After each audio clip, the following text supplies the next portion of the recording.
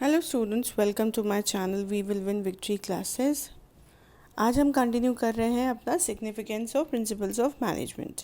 ठीक है, तो चलिए करते हैं स्टार्ट और देखते हैं इम्पॉर्टेंस किन की प्रिंसिपल्स ऑफ मैनेजमेंट की।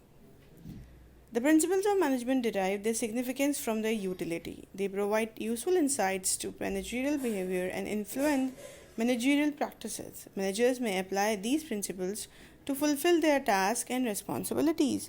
तो यस, मैनेजर हमें क्या प्रोवाइड कर रहे हैं? हमें वो रेडीमेड सोल्यूशंस प्रोवाइड करते हैं।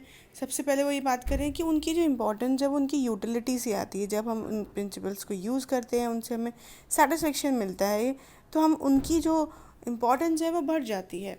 ठीक है, साथ ही साथ वो हमें इंसाइट्स दे रहे हैं, मींस वो हमें डीप अंडरस्टैंडिंग दे रहे हैं।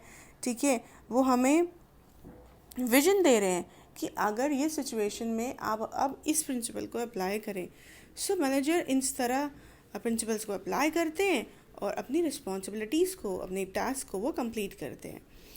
Principles guide managers in taking and implementing decision. Principles guide करते हैं मैनेजर्स को, ठीक है, डिसीजंस को लेने में, उसको इम्प्लीमेंट करवाने में। So it may be appreciated that everything worthwhile is governed by underlying principle. The gist of the management theories has been and should be unearth the underlying principle with a view to using these under repetitive circumstances as a matter of management habit. The significance of principles of management can be discussed in terms of following points. तो जो भी theories थे उनका मानना था कि जो principles हैं ये हमने कैसे बनाए, उन्होंने रिपीटेटिव एक्सपेरिमेंट्स करें और ये जो भी मैनेजर्स हैं वो उसको एक हैबिट की तरह यूज़ करें और उसको जब भी कोई सर्कमस्टांसेस आते हैं तो इन प्रिंसिपल्स को अप्लाई करके वो उनके सॉल्यूशंस ले सकते हैं। अब हम बात करेंगे इनकी इम्पॉर्टेंस की, जो कि सबसे पहला है providing managers with useful insights into reality. So हमें क्या प्रोवाइड कर रहे हैं? मैनेजर्स को ये विजन प्रोवाइड कर रहे हैं जो रियलिटी में इसको यूज़ कर सकते हैं। ठीक है, एक एक्यूरेट और डीप अंडरस्टैंडिंग देते हैं। कौन? Principles. So, the principles of management provide the managers with useful insights into real-world situations. Adherence to these principles will add to their knowledge, ability, and understanding of managerial situations and circumstances. It will also enable managers to learn from past mistakes and conserve time by solving recurring problems quickly. So, real life situations में हम इन principles को apply कर सकते हैं। तो इस principles को apply करते समय जो मैनेजर्स हैं वो अपनी अंडरस्टैंडिंग से, अपनी नॉलेज एबिलिटी से और सिचुएशन की डिमांड से, सर्कमस्टांसेस जैसे होते हैं उसके अकॉर्डिंग प्रिंसिपल्स को वो अप्लाई कर सकते हैं। और मैनेजर्स इन प्रिंसिपल्स को अप्लाई करें और करते हैं और फिर वो बात करें, वो अपनी पास्ट मिस्टेक्स को से सीख कर वो आगे प्रॉब्लम सॉल्व करने में उनको आसानी होती है और वो जल्दी प्रॉब्लम्स को सॉल्व कर पाते हैं। As such management principles increase managerial efficiency. तो प्रिंसिपल्स क्या कर रहे हैं? प्रिंसिपल एफिशिएंसी बढ़ाते हैं मैनेजर्स की। क्या बढ़ा रहे हैं ये? It increases the efficiency of the managers. For example, a manager can leave routine decision making to his subordinates and deal with exceptional situations which require his or her expertise by following the principles of delegation. तो वो कह रहे हैं, क्या कह रहे हैं कि मैनेजर जो है, जो रूटीन डिसीजन मेकिंग है वो तो अपने सबॉर्डिनेट्स को दे देता है, दे सकता है, और वो खुद क्या करे कि वो करता है कि जो एक्सेप्शनल सिचुएशंस है जिसमें उसी को ही डिसीज़न लेना है वहाँ पर वो अपना एक्सपर्टाइज लगाए और प्रिंसिपल्स ऑफ डेलीगेशन को वो यूज़ कर अपनी टास्क को कंप्लीट करे। मतलब यहाँ ये आ गया कि प्रिंसिपल ऑफ डेलीगेशन की बात यह है, डेलीगेशन ऑफ अथॉरिटी की बात हो रही है यहाँ पर, कि ये कहा जाता है कि जो सुपीरियर है उसको मोस्ट इम्पॉर्टेंट टास्क में कंसंट्रेट करना चाहिए और जो ऐसे टास्क हैं जो वो अपने सबॉर्डिनेट्स को दे सकता है वो उनको दे दे। ठीक है, और अपने पास मोस्ट इम्पॉर्टेंट टास्क रखें। तो जो ऐसे टास्क हैं जो रूटीन डिसीजन मेकिंग वाले हैं वो अपने सबॉर्डिनेट्स को दे दे, लेकिन कुछ इंपॉर्टेंट टास्क हैं जो उसको खुद ही हैंडल करने हैं, उस पर डिसीजंस खुद ही लेने हैं, वो खुद लेगा।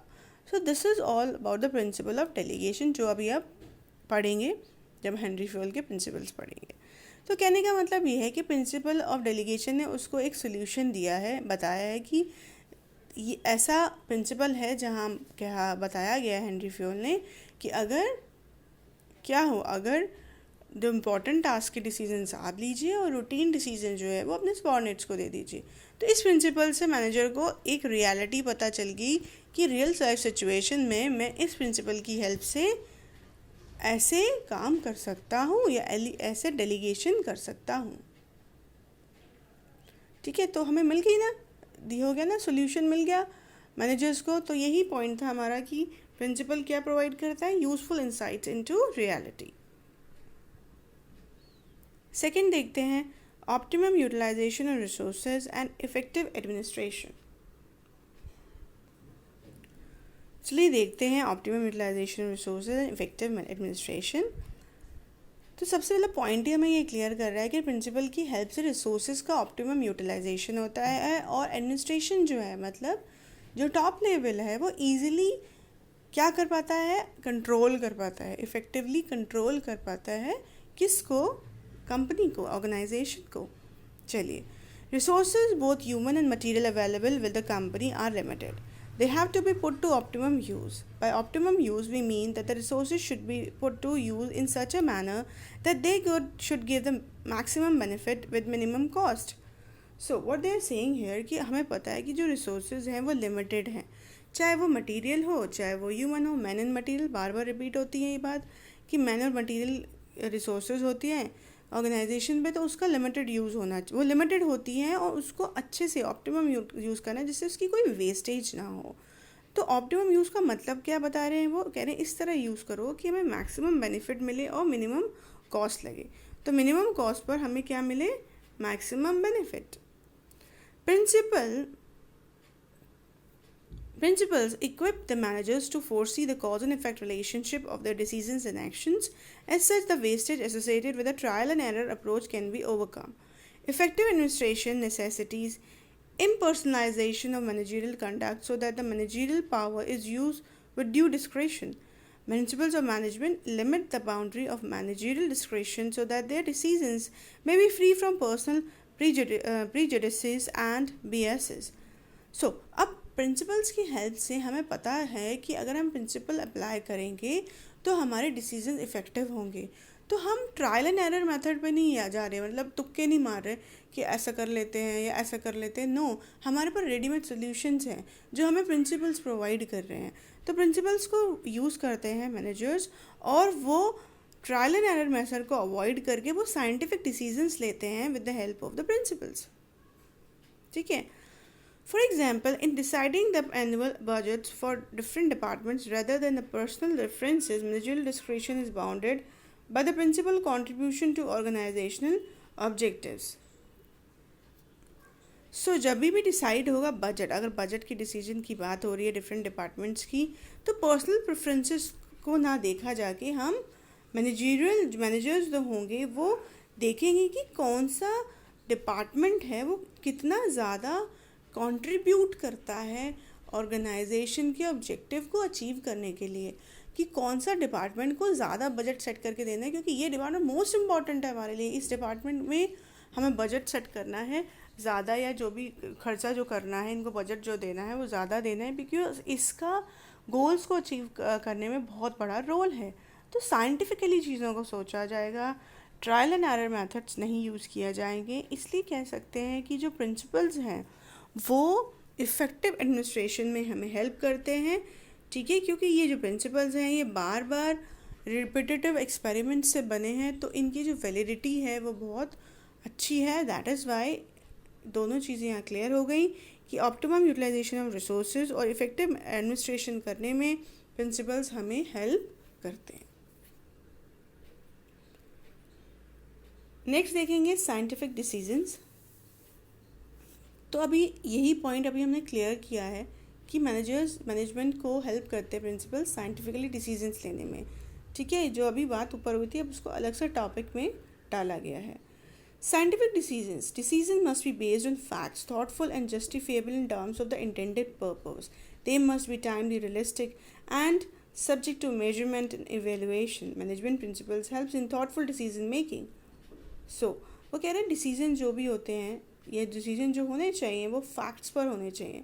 ठीक है, थॉटफुल होने चाहिए, जस्टिफिएबल होने चाहिए, जो भी हमारा पर्पस है, ठीक है।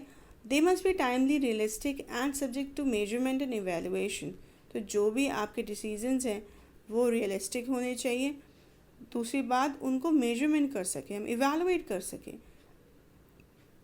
तो मैनेजमेंट के प्रिंसिपल हमें वो थॉटफुल डिसीजन मेकिंग में हेल्प करते हैं। वो हमें ब्लाइंड फेथ पर कहते नहीं है विश्वास करो, वो कहते हैं लॉजिकली सोचो, साइंटिफिकली सोचो, ठीक है। कि अगर जैसे एक प्रिंसिपल है हमारा सेंट्रलाइजेशन एंड डिसेंट्रलाइजेशन। सेंट्रलाइजेशन कहता है power in eight few hands, मतलब कुछ लोगों पे पावर हो, और डिसेंट्रलाइजेशन कहता है कि पावर को बांट दो, डिस्पर्स कर दो, पर सिचुएशन के अकॉर्डिंग। अगर हमें लग रहा है कि हमारी काम अभी कम है, हमारी ऑर्गेनाइजेशन छोटी है, तो उसको एक या दो बंदे मिलकर पावर अपने हाथ में रखकर चला सकते हैं। बट अगर हमारी कंपनी बड़ी होती जा रही है, नए नए प्रोडक्ट्स ऐड होते जा रहे हैं, कंपनी बढ़ती जा रही है, तो उस केस में हमें पावर्स को बांटना पड़ेगा, डिस्पर्स करना पड़ेगा, क्योंकि सेंट्रलाइजेशन पॉलिसी नहीं चल पाएगी, क्योंकि दो लोग उस पूरी कंपनी के डिसीजंस को लेने में उन्हें दिक्कत होगी, क्योंकि इतना सारा काम है। सो दैट इज़ वाई उस केस में उन्हें अलग अलग मैनेजर्स अपॉइंट करने पड़ेंगे और डेलीगेशन ऑफ अथॉरिटी को ज़्यादा डिस्पर्स करना पड़ेगा, बांटना पड़ेगा। तो लॉजिकली सोचा गया और प्रिंसिपल को अप्लाई किया गया। नहीं तो अगर हम कहते हैं कि ब्लाइंड फेथ की बात है कि नहीं हम दोनों ही संभाल लेंगे, चाहे कितनी बड़ी भी ऑर्गेनाइजेशन हो, तो वहाँ उनको आगे दिक्कत हो सकती है, क्योंकि हर एक ह्यूमन बीइंग की एक लिमिट होती है। तो चीज़ें अगर लिमिट से ऊपर जाएंगी तो आप उसको कंट्रोल नहीं कर पाते। So that is why principles हमें रियलिस्टिक सोल्यूशंस देते हैं। तो इसलिए हम कह सकते हैं कि मैनेजमेंट के प्रिंसिपल्स को अप्लाई करके आप साइंटिफिक डिसीजंस ले सकते हैं। So management decisions taken on the basis of principles are free from bias and prejudice. They are based on the objective assessment of the situations, ठीक है। तो मैनेजमेंट के प्रिंसिपल जो है उनको यूज़ करने से फ्री फ्रॉम bias है वो, ठीक है, क्योंकि वो साइंटिफिकली पहले ही उन पर जब वो बने थे तब वो बहुत एक्सपेरिमेंटल रिपीटेड एक्सपेरिमेंट्स के द्वारा बने हैं। तो वो हमें ऑब्जेक्टिव असेसमेंट करके हम उसको प्रिंसिपल्स को अप्लाई कर सकते हैं जो भी हमारी सिचुएशंस हों। और ये हमें ये भी यही बोल रहे हैं कि जो प्रिंसिपल्स बने हैं वो ऑब्जेक्टिव असेसमेंट के बाद ही बने हैं, पर्टिकुलर सिचुएशंस को देख के ही बने हैं, कि अगर ये पर्टिकुलर सिचुएशन होती है तो ये प्रिंसिपल को अप्लाई किया जा सकता है, ठीक है।